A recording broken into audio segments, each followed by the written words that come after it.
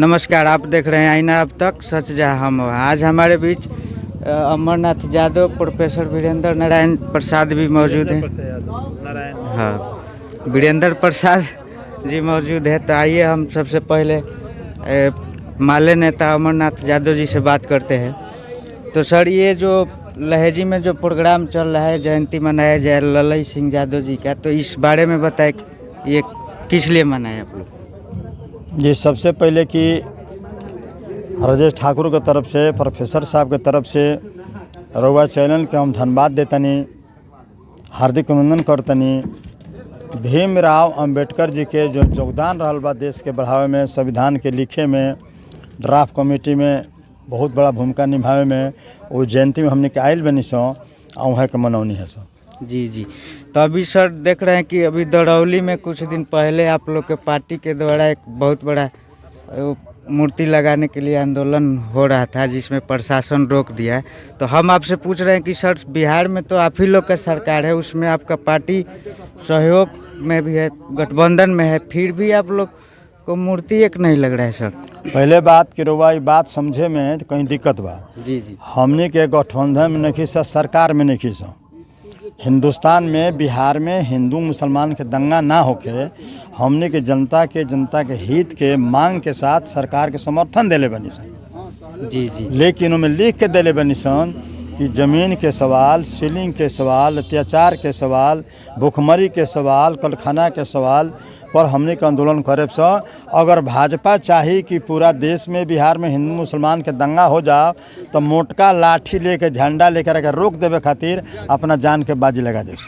जी। तो हम जो कहनी है वो सवाल के सर ना जवाब मिले। बोली हम कहते नहीं कि जब हमनी के साथे में बानी से सरकार में हम समझौने और ना समझनी। जी। कि हमार पार्टी सरकार में नहीं खे, गठबंधन में बानी सन। गठबंधन में ना, हमनी के हिंदू मुसलमान के दंगा ना होके एकरा खातिर नीतीश कुमार रुआ के हमने समर्थन दिले बनी सन कि जौन भुखमरी के सवाल, बेरोजगारी के सवाल, जमीन के सवाल, जुल्म के सवाल, इस सवाल पर हमने के पार्टी लड़ते रही। ओमे रुआ साथे कोनो हमने के समझौता ना रही। तो सरकार में रहती तो मंत्री रहती, लाल बत्ती रही, एक सेक्शन फोर्स रही, तो कभी देखला कानून बात एगो फोर्स में के कहीं मिलल बा, मंत्री रहती तो पोई पाई मिली। तो हमने के पार्टी सरकार में शामिल नहीं थे।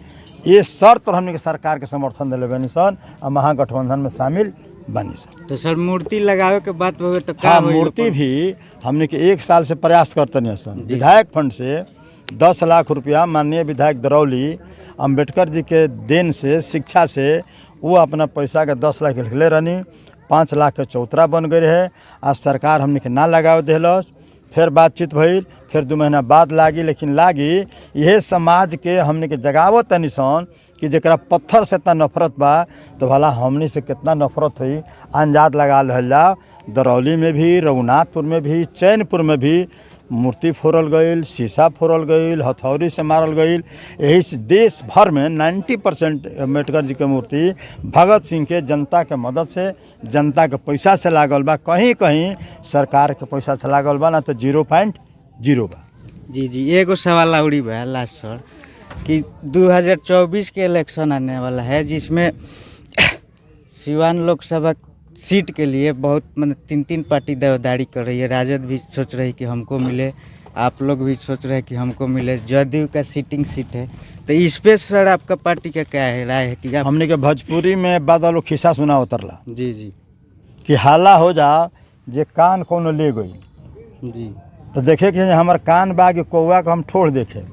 तो जेकर मुँह बा बोलता गठबंधन के जौन फैसला होई, चाहे पूर्व होई, पश्चिम होई, उत्तर होई, दक्षिण होई, गठबंधन जरा के टिकट दी, ओकरा पक्ष में पूरा हिम्मत के साथ, पूरा ईमानदारी के साथ ओकरा साथे हमने करब से, चाहे हिंदू होके, मुसलमान होके, वो राजपूत होके, वो भुइहार होके, वो हमने के फैसला मानब से। जी। तो रउआ लोग के कोनो उम्मीद नहीं है कि मिली? गठबंधन जौन फैसला करी, गठबंधन में 6 गो दल बा। जौन फैसला हुई, काल फैसला हो जाए कि हिना के दियाई, हिना के साथे बनी सो। फैसला हो जाए गठबंधन से कविता सिंह के दियाई तो कविता सिंह के साथे बनी सो। फैसला हो जाए कि देवे कुमार बिहारी चौधरी के उनका साथे बनी सो। अब फैसला हो जाए कि माले के दिया तो माले लड़बे करी। जी। एमे कौन दुविधा हो गई बा? तो देख रहे थे हमारे बोलत रही हाँ जे हमार हई करे के बा हमार हऊ करे के अभी तो फैसले नहीं खे पानी में मच्छर या नौना गुड़िया बखरा गठबंधन तय करी तना कौन मान ले जी। तो अभी देख रहे थे हमारे बीच अमरनाथ यादव जी मौजूद थे। तो वीडियो को लाइक शेयर जरूर करें। धन्यवाद। हाँ होई बड़ा बड़ा लोग बा तब तो हमारे बीच में एक और अतिथि मौजूद है प्रोफेसर साहब। तो आइए उनसे बात करते हैं। सर, ये जो ललई सिंह यादव जी का जयंती मना रहे हैं लहेजी में, तो सर इनके बारे में कुछ आप बताएं। ललई सिंह यादव मिलिट्री के हाई कमांडर उत्तर प्रदेश के थे और वो बौद्ध धर्म को कबूल कर लिए थे और उन्होंने सच्ची रामायण लिखा और 1973 में मुकदमा भी जीते, जिसमें आदरणीय सुप्रीम कोर्ट ने भी साबित किया कि राम रावण का युद्ध जो है भारत में नहीं हुआ था, राम रावण काल्पनिक है। और उसी सुप्रीम कोर्ट ने फिर आदेश दिया आस्था के आधार पर कि राम जन्मभूमि बनेगा।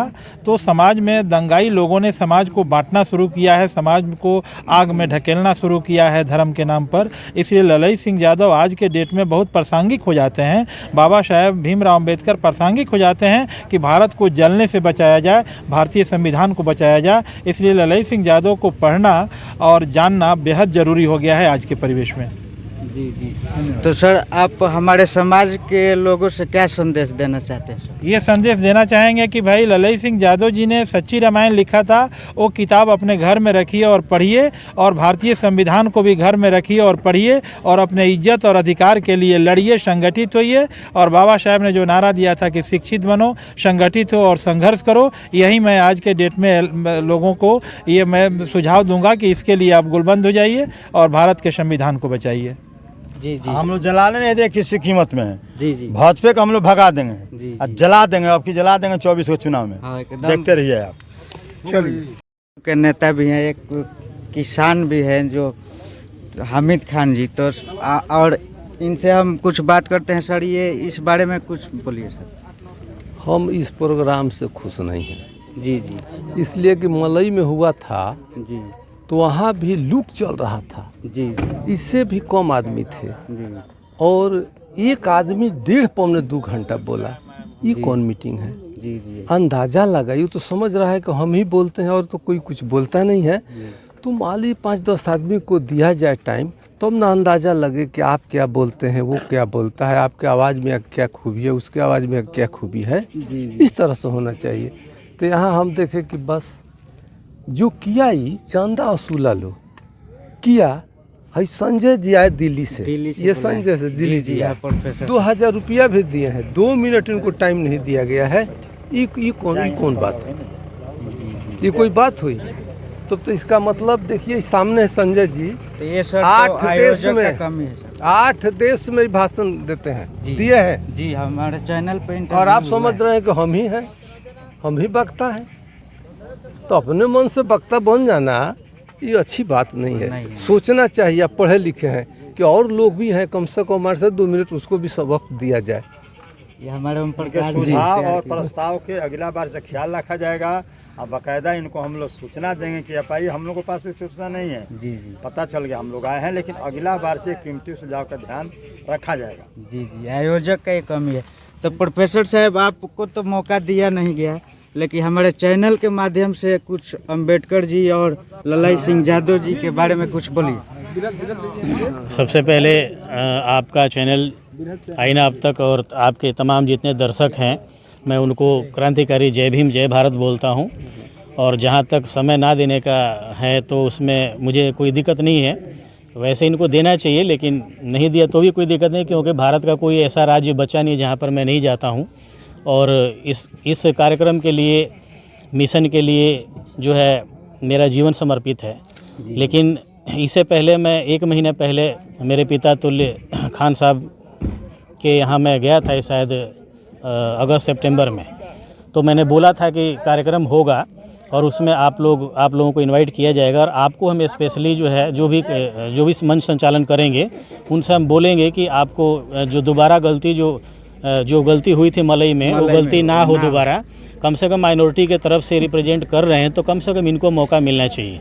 तो इन्होंने कहा कि बिल्कुल गलती हुई है, नहीं दोहराई जाएगी, लेकिन अफसोस है कि गलती फिर से दोहराई गई। तो अब जो भी है, अब इसमें मैं क्या कह सकता हूँ, मैं तो थोड़ा सा दुख लगा है मुझे कि थोड़ा सा होना चाहिए, जब इतने लोग आए हैं तो कम से कम 2-2 मिनट 5-5 मिनट अपने बातों को लोग रखते हैं। और कम से कम मेरा तो 40-50 मिनट का भाषण होता है, पहले आपने सुना भी है। तो मैंने सोचा था कम से कम 5 मिनट का भाषण मैं दूंगा, और बहुत भाषण मेरा नहीं था, मेरा सुझाव था कि 2024 में 3-4 महीने के बाद जो है इलेक्शन आने वाला है, तो हमें करना क्या है इलेक्शन में। और जो हिंदू राष्ट्र का जो सपना जो पूरे देश में आज एक तरह से जो एक चल रहा है कि हिंदू राष्ट्र बनेगा, हिंदू राष्ट्र बनेगा, हिंदू राष्ट्र के नाम पर जो खासकर दलित और SC ST OBC को जो बहकाया जा रहा है कि हिंदू राष्ट्र बनेगा जब 2024 के बाद। और हमारे जो दलित समाज के लोग हैं, SC ST समाज के लोग हैं, वो भी खुश हैं, उनको भी लगता है कि हिंदू राष्ट्र बनेगा तो क्या दिक्कत है, हम हिंदू है ही, तो दिक्कत किस बात की है। उस पर मेरा 5 मिनट का मैंने सोचा था, अभी बैठे बैठे कि अगर टाइम देंगे तो 5 मिनट मैं ज़रूर बोलूँगा। तो हिंदू राष्ट्र के बारे में मेरा ये दो उदाहरण मैं दूंगा। पहला उदाहरण जब पाकिस्तान बना, जो 15 अगस्त 1947 में भारत बना, एक दिन पहले पाकिस्तान बना। जब पाकिस्तान बना तो उन्होंने क्या बनाया, इस्लामिक रिपब्लिक ऑफ पाकिस्तान उन्होंने बनाया। वहाँ का जो राज धर्म है वो इस्लाम है। और वैसे ही श्रीलंका में आप चले जाइए, श्रीलंका 1948 में आज़ाद हुआ। तो जब श्रीलंका आज़ाद हुआ तो वहाँ भी डेमोक्रेसी की स्थापना हुई, लोकतंत्र की। और जो है 7 साल के बाद 1956 में उन्होंने क्या किया, संविधान में संशोधन किया। श्रीलंका की जो सरकार थी, संविधान में संशोधन किया, और संशोधन के बाद उन्होंने जो राष्ट्र धर्म वहाँ का श्रीलंका का है, बौद्ध धर्म को उन्होंने राष्ट्रीय धर्म बनाया। और उसके बाद जो तमिल हैं, जो तमिल 18% वहाँ पर हैं, जिसमें 18 में 13% जो है वहाँ के तमिल है, बाकी 5% इंडियन तमिल हैं। तो जब श्रीलंका आज़ाद हुआ था, तमिलों को बराबर अधिकार वहाँ के संविधान में दिया गया, अर्थात नौकरियों में, पार्लियामेंट में बराबर का अधिकार दिया गया। लेकिन 1956 में वहाँ की जो सरकार थी उसने संविधान संशोधन करके तमिलों को तमाम तरह के अधिकारों से वंचित कर दिया। यहाँ तक कि वहाँ के असेंबली में, पार्लियामेंट में, सरकारी नौकरियों में और यूनिवर्सिटी में जो पोजीशंस है, तमाम तरह के अधिकार छीन लिए वहाँ की सरकार ने। उसके बाद तमिलों ने क्या किया, एक लिट्टे बनाया, LTTE, liberation of tiger Tamil Eelam. और लिट्टे का जो सरदार था वो भास्करन था। अभी 2012 में उसकी हत्या कर दी गई। तो 1956 से लेकर अब तक तमिल लोग वहाँ पर संघर्ष कर रहे हैं अधिकारों के लिए। जो अधिकार उनके संविधान में मिला था वो अधिकार छीन लिया गया है। क्यों छीन लिया गया? क्योंकि जब श्रीलंका आज़ाद हुआ, जब उनका संविधान बना तो सेकुलर संविधान बना, धर्मनिरपेक्ष। लेकिन 1956 में उन्होंने क्या किया, रिलीजियस स्टेट बना दिया, धार्मिक राष्ट्र बना दिया। और वहीं पाकिस्तान में हुआ। जब पाकिस्तान में हुआ तो पाकिस्तान में जो 12% दलित थे उस समय, और आज पाकिस्तान में 1% दलित रह गए, दलित हिंदू। तो 12% थे और आज 1% है। इसका मतलब 11% दलित हिंदू थे वो या तो कन्वर्जन उनका हुआ, या अत्याचार से देश छोड़कर भाग गए, या फिर मार दिया गया। तो आज 1% रह गए हैं। और श्रीलंका का हाल मैंने आपको बताया। उसी तर्ज पे आज भाजपा RSS की सरकार पूरे देश में एक माहौल बना रही है कि हिंदू राष्ट्र बनाएंगे। दरअसल हिंदू राष्ट्र नहीं बनेगा। अगर 2024 में तीसरी बार अगर बीजेपी की सरकार आती है तो ब्राह्मण राष्ट्र बनेगा। हिंदू राष्ट्र का मुखौटा जरूर लगाए हैं ताकि SC ST OBC को समझ में ना आए कि असलियत में वो चाहते क्या हैं। हिंदू जो शब्द है, हिंदू धर्म ग्रंथों में कहीं भी नहीं लिखा हुआ है हिंदू शब्द, और इनको भी पता है। अब धीरे धीरे जब जांच पड़ताल चल रही है तो अब हिंदू धर्म का नाम ही नहीं ले रहे हैं। अब ये सनातन धर्म कह रहे हैं, सनातन धर्म की तरफ पे लौट रहे हैं। इनको पता है कि अब सनातन धर्म भी बौद्ध धर्म का दूसरा नाम सनातन धर्म है। सनातन धर्म का मतलब होता है जो पहले था, है और रहेगा, अर्थात प्रकृति। और इसके बारे में पूरी स्टडी भगवान बुद्ध ने किया था। तो हिंदू जो धर्म है वो मुगलों द्वारा दी हुई गाली है, जिसका मतलब होता है चोर छिनार, इसका मतलब होता है चक्का चोर छिनार लुटेरा, हिंदू का मतलब होता है। तो हिंदू धर्म जो जिसकी दुहाई दे रहे हैं, पूरे देश में एक माहौल बना रहे हैं, वो हिंदू शब्द किसी भी हिंदू धर्म के ग्रंथ में नहीं है। ये केवल SC ST और OBC को मूर्ख बनाया जा रहा है। 2024 में यदि भाजपा तीसरी बार अगर आती है सत्ता में तो मनुस्मृति लागू होगा, हिंदू राष्ट्र बनाएंगे। और हिंदू राष्ट्र वो नहीं होगा, वो होगा ब्राह्मण राष्ट्र, जिसमें मनुस्मृति को पूरी तरीके से लागू किया जाएगा।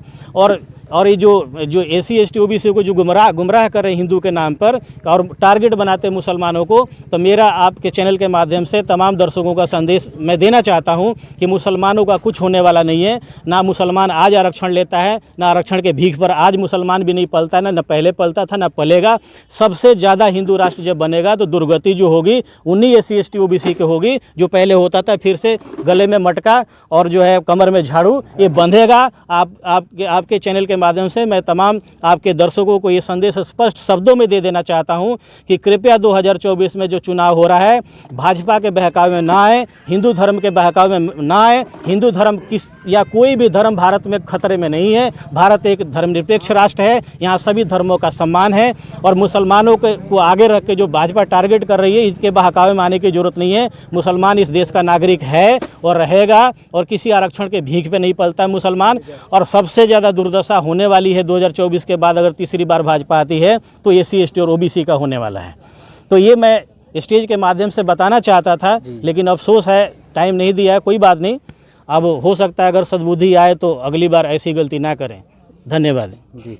तो अभी देख रहे थे हमारे बीच संजय बौद्ध मौजूद थे जो दिल्ली से चल कर आए हैं। तो वीडियो को लाइक करें, शेयर करें, हमारे चैनल पर नए हैं तो चैनल को सब्सक्राइब करें। धन्यवाद। चलिए।